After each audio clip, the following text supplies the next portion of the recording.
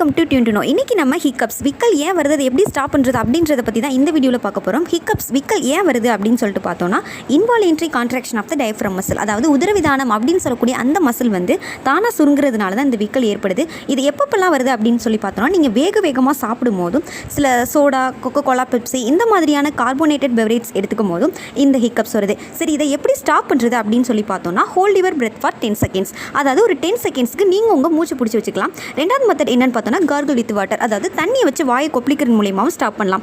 அடுத்ததாக என்னன்னா, ஒரு கிளாஸ் ஆஃப் வாட்டர் எடுத்து நீங்கள் வேகமாக குடிக்க ட்ரை பண்ணலாம். இது வந்து மூணாவது மெத்தட். நாலாவது மெத்தட் என்னன்னு பார்த்தீங்கன்னா, ஒரு டீஸ்பூன் ஆஃப் சுகர் இல்லைனா ஹனி எடுத்து சாப்பிடலாம். ஃபிஃப்த் மெத்தட் என்னன்னா, ஹிக்கப் ஹோல்டு மெத்தட். இது நான் முதல்ல சொன்ன மெத்தட் மாதிரியே தான். நீங்கள் ஒரு டீப் பிரெத், அதாவது ஒரு ஆழமான மூச்சை இழுத்து வச்சுக்கிட்டு கொஞ்சம் நேரத்துக்கு ஹோல்ட் பண்ணி வச்சுக்கோங்க, ஃபியூ செகண்ட்ஸ்க்கு. அதே நேரத்தில் ஸ்வாலோ பண்ணுங்கள், அதாவது முழுங்குற மாதிரி செய்யுங்க. இப்போ கொஞ்சமாக உங்கள் பிரெத்தை ரிலீஸ் பண்ணுங்கள். இந்த மாதிரி செய்கிறது மூலிமா உங்களோட ஹிக்கப்பை ஸ்டாப் பண்ணலாம். நெக்ஸ்ட் வீடியோவில் பார்ப்போம். தேங்க்யூ, பாய்.